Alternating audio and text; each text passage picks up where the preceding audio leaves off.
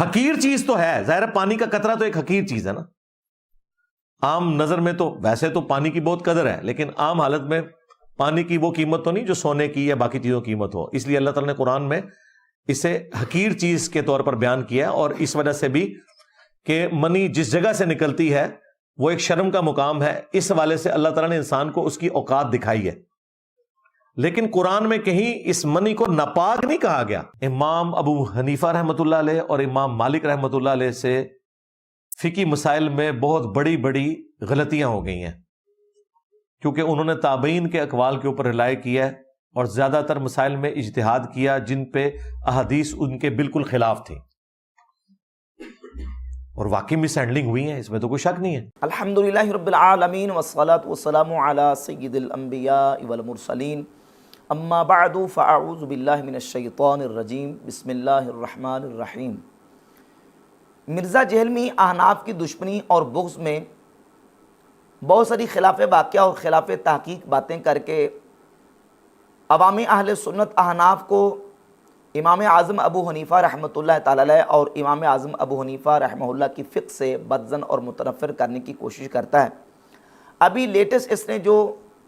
پاکی پلیدی کے مسائل کے حوالے سے جو بیان اپلوڈ کیا ہے اس میں چند مغالطات دینے کی کوشش کی ہے،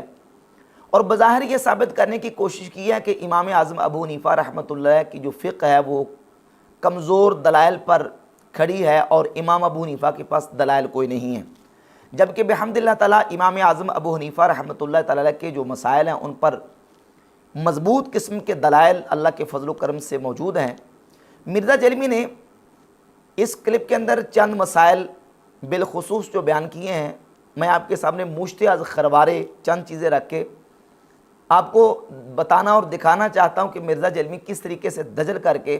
عوام اہل سنت کی آنکھوں میں مٹی اور دھول جھونکنے کی کوشش کرتا ہے. ایک مسئلہ مرزا جہلمی نے یہ بیان کیا ہے کہ انسانی منی یہ پاک ہے، اور امام ابو حنیفہ کا جو موقف ہے کہ انسانی منی ناپاک ہے یہ کمزور موقف ہے، اس پر دلائل نہیں ہے. دلائل مضبوط اس پر ہیں کہ انسانی منی پاک ہے. یہ مرزا جہلمی نے موقف بیان کیا. گویا کہ مرزا جہلمی کے نزدیک انسانی منی پاک ہے، اگر کپڑوں کو لگ جائے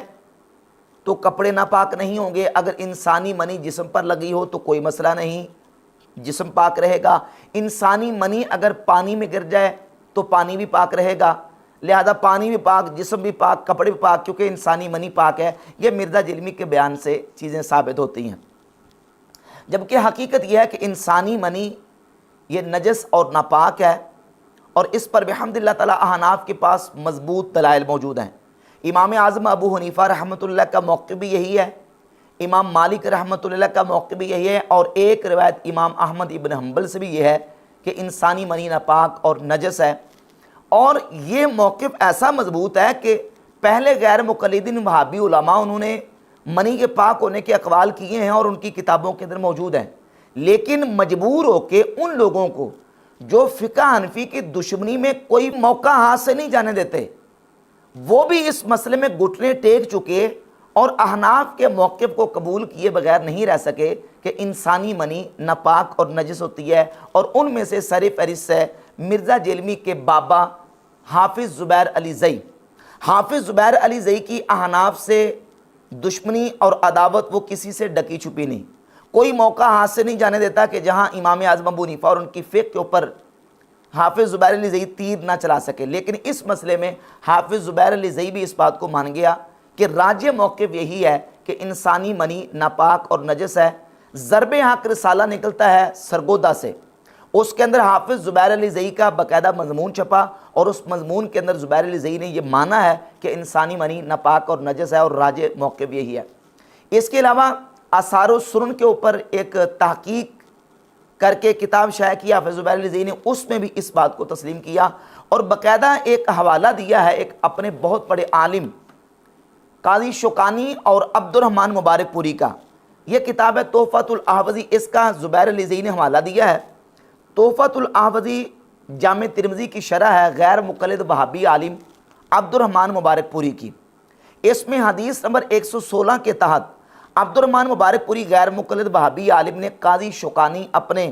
پیشوا کا ایک حوالہ پیش کیا، قاضی شوکانی کا حوالہ پیش کر کے اس پر تبصرہ کیا. قاضی شوکانی صاحب لکھتے ہیں فالصواب ان المنی نجس یجوز تطہیرہ باحد الامور الواردہ، کہ درست بات یہی ہے کہ انسانی منی نجس ہے، ناپاک ہے، اور شریعت میں اس کو پاک کرنے کے جو طریقے وارد ہوئے ہیں ان طریقوں سے پاک کیا جائے۔ اور عبد الرحمن مبارک پوری غیر مقلد وہابی عالم لکھتے ہیں قلت، میں کہتا ہوں کلام شوکانی ھذا حسن جید، شوکانی کا کلام بہتر ہے، حسن ہے، جید ہے۔ اور اسی بات کو ثابت رکھ کر حافظ زبیر علی زئی نے یہ عبارت نقل کی اور اس کو تسلیم کیا، اور یہ مانا کہ راجح موقف یہی ہے کہ انسانی منی ناپاک اور نجس ہے۔ وہ لوگ جو حنفیوں کی دشمنی میں کوئی موقع ہاتھ سے نہیں جانے دیتے، وہ بھی گھٹنے ٹیک بیٹھے اور انہوں نے بھی مان لیا کہ احناف کا موقف اس مسئلہ میں مضبوط ہے اور انسانی منی ناپاک اور نجس ہے۔ اب اس کے ادلہ دلائل کون سے ہیں؟ تو بحمداللہ تعالیٰ اس پر احناف کے پاس واضح دلائل صحیح بخاری مسلم کی احادیث کے اندر موجود ہیں۔ مرزا جیلمی نے وہ احادیث تو بیان کی جس میں منی کو کھرچنے کا ذکر ہے، اس سے یہ نتیجہ نکالا کہ چونکہ منی کو کھرچا گیا، لہذا اگر منی ناپاک ہوتی تو کھرچا کیوں جاتا، جبکہ صحیح بخاری مسلم کے اندر ہی احادیث موجود ہیں کہ سیدہ عائشہ صدیقہ رضی اللہ تعالی عنہا فرماتی ہیں کہ میں رسول اللہ صلی اللہ علیہ وآلہ وسلم کے کپڑوں سے منی کو دھو دیتی تھی اور آپ صلی اللہ علیہ وآلہ وسلم ان دھلے ہوئے کپڑوں میں نماز ادا کیا کرتے تھے۔ صحیح بخاری مسلم کے اندر احادیث موجود ہے، یعنی منی کو دھونے کا ذکر بھی احادیث میں موجود ہے اور کھرچنے کا ذکر بھی احادیث میں موجود ہے۔ تو امام اعظم ابو حنیفہ رحمۃ اللہ کا موقف اس مسئلہ میں یہ ہے، میں آپ کے سامنے اس پر عبد الرحمن مبارک پوری کی عبارت پیش کر دیتا ہوں۔ عبد الرحمن مبارک پوری غیر مقلد وہابی نے امام نووی رحمۃ اللہ کی عبارت ذکر کی ہے، قال النووی فی شرح مسلم، صحیح مسلم کی شرح میں امام نووی رحمۃ اللہ نے کہا اختلف العلماء فی طہارت منی الآدمی، آدمی کی منی کی طہارت کے بارے میں علماء کا اختلاف ہوا۔ فذهب مالک و ابو حنیفہ الی نجاستہ، امام مالک اور امام ابو حنیفہ اس کے نجس ہونے کی طرف گئے۔ الا ان ابا حنیفہ قال، مگر امام ابو حنیفہ کہتے ہیں یکفی فی تطہیرہ فرقہ اذا کان یابسا، کہ اگر منی خشک ہو تو اس کو کھرچ دینا ہی اس کے پاک ہونے کے لیے کافی ہے۔ وہو روایت عن احمد، اور امام احمد ابن حنبل سے بھی ایک روایت یہی ہے۔ وقال مالک، اور امام مالک فرماتے ہیں لا بد من غسلہ رطبا و یابسا، تر ہو یا خشک ہو، بہر صورت دونوں صورتوں میں امام مالک فرماتے ہیں کہ اس کو دھونا ضروری ہے۔ یہ امام نووی رحمۃ اللہ نے بیان کیا اور اس کو غیر مقلد عبد الرحمن مبارک پوری نے نقل کیا ہے، اور یہی ائمہ کا موقف اور مذہب ہے۔ اب اس کے ادلہ صحیح بخاری مسلم کے اندر موجود، میں آپ کے سامنے پیش کرتا ہوں۔ صحیح بخاری میں 229 نمبر اور 230 نمبر حدیث موجود ہے۔ سیدہ ام المؤمنین عائشہ صدیقہ رضی اللہ تعالیٰ عنہ فرماتی ہیں کہ نبی پاک صلی اللہ علیہ وآلہ وسلم کے کپڑوں کو اگر منی لگی ہوتی تو میں اس جنابت کو دھو دیتی تھی، اور نبی پاک صلی اللہ علیہ وآلہ وسلم ان کپڑوں میں نماز ادا فرما لیا کرتے تھے۔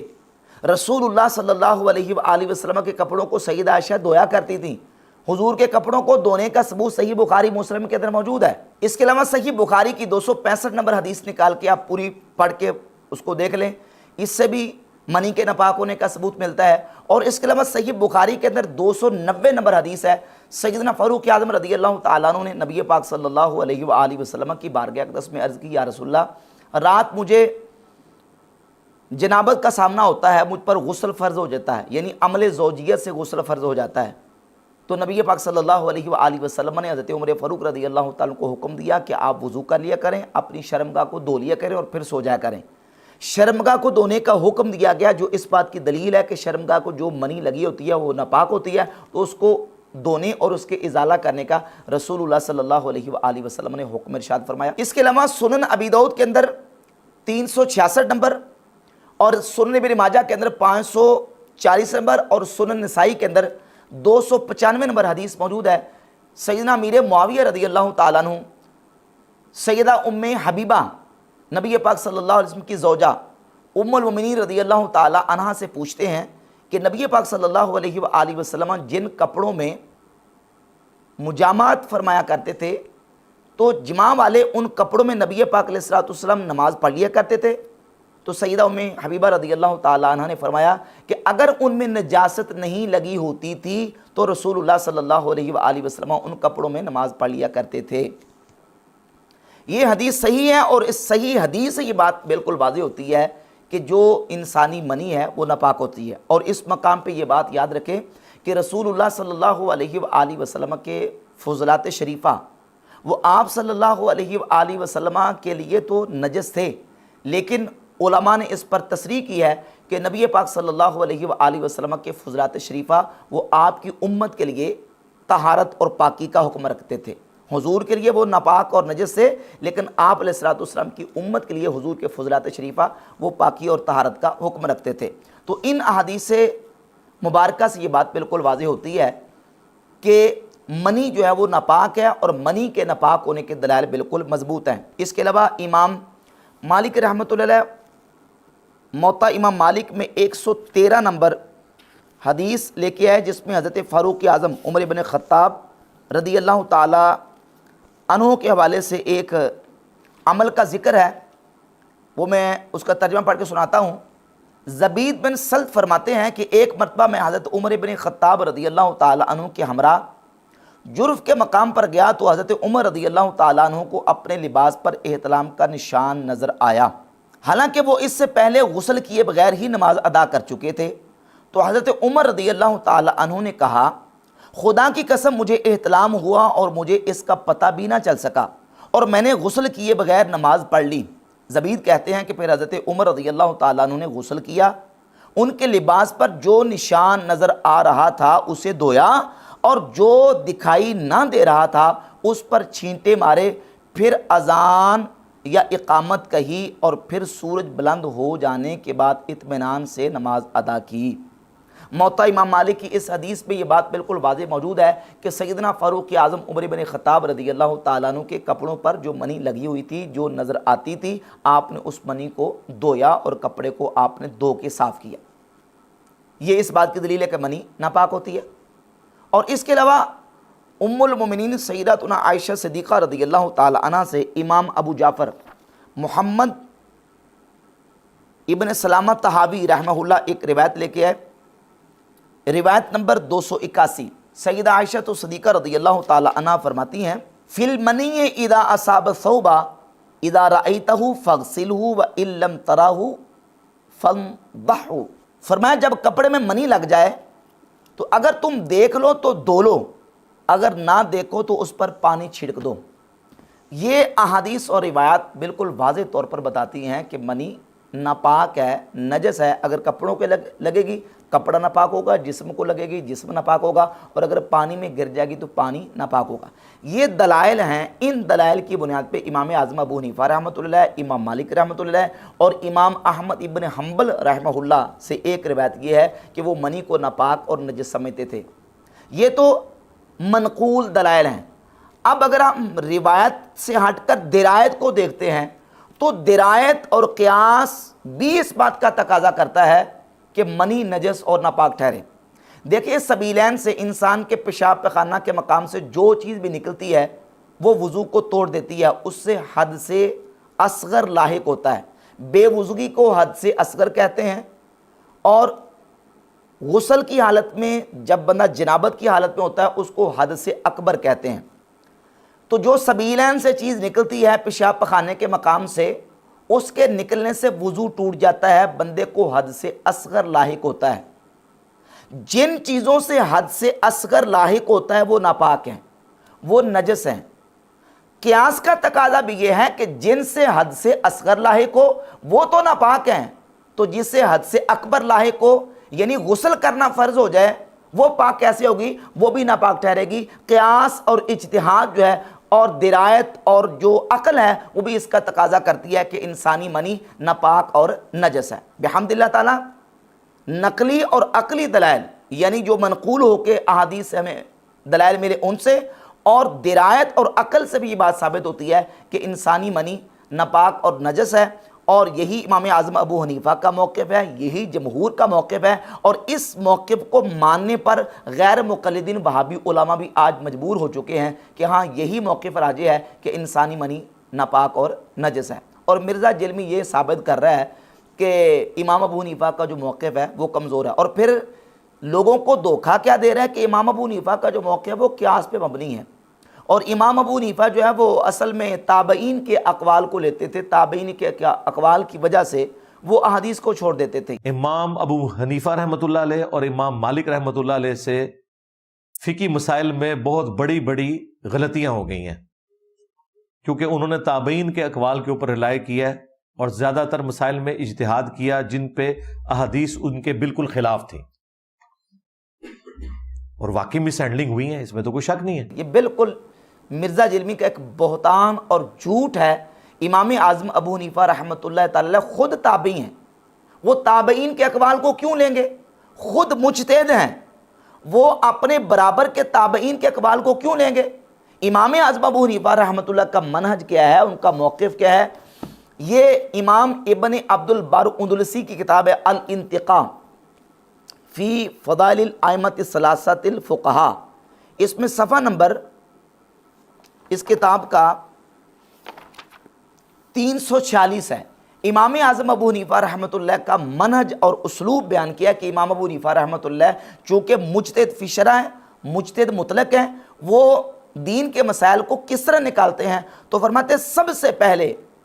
میں اللہ کی کتاب قرآن سے مسئلہ نکالتا ہوں۔ اذا لم یکن فی کتاب اللہ، اگر اللہ کی کتاب میں مسئلہ نہ ہو، ولا فی سنت رسول اللہ، اور نہ رسول اللہ صلی اللہ علیہ وسلم کی سنت کے اندر ہو، نظرت فی اقابیل اصحابہ، تو امام ابو حنیفہ فرماتے ہیں پھر میں رسول اللہ کے صحابہ میں سے کسی صحابی کے قول کو یا صحابہ کے اقوال کو دیکھتا ہوں۔ ولا اخرج عن قولہم الی قول غیرہم، صحابہ کے قول سے نکل کر میں ان کے غیر کے اقوال کی طرف نہیں جاتا، یعنی تابعین کے اقوال کی طرف نہیں جاتا۔ قرآن، سنت رسول اور صحابہ کے اقوال، اگر صحابہ کے اقوال سے مسئلہ نہ ملے فَإِذَا انتهى الْأَمْرُ أَوْ جَاءَ الْأَمْرُ إِلَى إِبْرَاهِيمَ وَالشَّعْبِي وَابْنِ سِيرِينَ وَالْحَسَنِ وَعَطَاءَ وَسَعِيدِ بن جبیر، فرماتے ہیں اگر معاملہ امام شعبی، امام ابراہیم نخعی، ابن سیرین، حسن بصری، امام عطا اور سعید ابن جبیر تابعین تک چلا جائے تو امام اعظم ابو حنیفہ رحمۃ اللہ فرماتے ہیں کہ اجتہادوا فلی ان اجتہدا، انہوں نے اجتہاد کیا اور پھر مجھے بھی ہے کہ میں اجتہاد کروں، کم اجتہادوا، جیسے کہ انہوں نے اجتہاد کیا۔ اور ایک مقام پہ امام اعظم ابو حنیفہ رحمۃ اللہ فرماتے ہیں کہ ہم رجال و نحن رجال، وہ بھی رجال ہیں اور ہم بھی رجال ہیں، اور ہم جو مسائل دینیہ ہیں وہ کتاب اللہ سے، سنت رسول سے اور صحابہ اکرام علیہم رضوان کے اقاویل سے، یعنی اقوال سے لیتے ہیں۔ اگر کتاب و سنت اور اقوال صحابہ سے مسئلہ ہمیں نہیں ملتا تو ہم اس مسئلہ کا حل جو ہے وہ پھر اجتہاد سے کرتے ہیں۔ تو مرزا جرمی کا یہ کہنا کہ امام ابو حنیفہ رحمۃ اللہ تابعین کے اقوال کو لیتے ہیں، یہ سراسر مرزا جرمی کا جھوٹ اور بہتان ہے۔ خود امام اعظم ابو حنیفہ رحمۃ اللہ تابعی ہیں، تو خود تابعی ہیں تو وہ تابعین کے اقوال کو نہیں لیتے، بلکہ جب مسئلہ اجتہاد کی نوعیت کو ہوتا ہے تو امام اعظم ابو حنیفہ رحمۃ اللہ اس میں خود اپنا اجتہاد فرماتے ہیں۔